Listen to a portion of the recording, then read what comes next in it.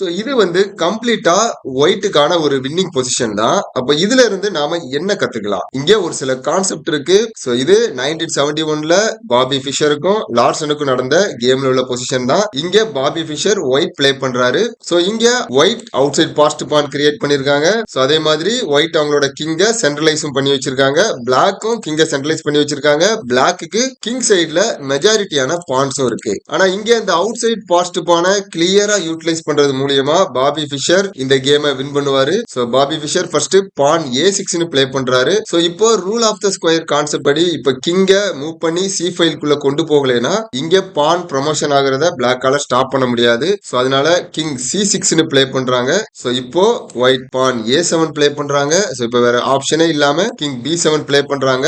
So இப்போ ஒயிட்டுக்கு இங்க backward பான்ஸை tax எடுக்கிறதுக்கான ஒரு ஆப்பர்ச்சுனிட்டி கிரியேட் ஆகுது.